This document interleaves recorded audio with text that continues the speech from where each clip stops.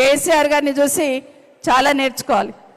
మొన్న ఈ మధ్య గౌరవ కేసీఆర్ గారిని కలిసినప్పుడు ఒక 2 విషయాలలో బాధపడుతున్నారు. ఒకటేంటంటే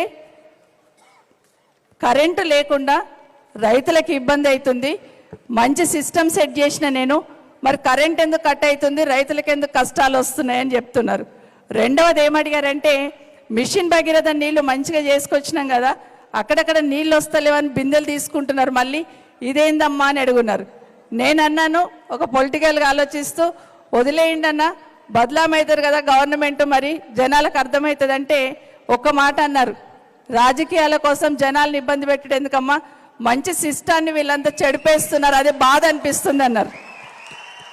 నిజంగా ఆ స్థానంలో ఎవరైనా కూర్చుంటే నన్ను కాదని ఇంకో నేస్తున్నారు కాబట్టి ఏమన్నా కానీ అనుకుంటారు, కానీ కూర్చున్న అరగంట అదే మాట్లాడున్నారు. టైంకి రైతు బంధు వేస్తలేరు, ఏమైంది, రైతులు ఎట్లా పెట్టుబడి పెట్టుకుంటారు, ఒక్కసారి అకౌంట్లు వేస్తే పడిపోతుంటాయి కదా, మరి వీళ్ళు ఎందుకు వేస్తలేరు, కరెంట్ ఎందుకు కట్ అవుతుంది, ఇదే మాట్లాడుతున్నారు. నిజంగానే కేసీఆర్ గారిని తెలంగాణ రాష్ట్రం సాధించిన తర్వాత ఒక ఆరాటం చూసాం ఆయనలో. ఏ పని చేసినా శాశ్వతంగా ఉండాలనే పనిచేశారు తప్పిస్తే స్వార్థం కోసమో వ్యక్తిగత ప్రతిష్ట కోసమో ఎక్కడ పనిచేసినట్టు కనిపించలేదు.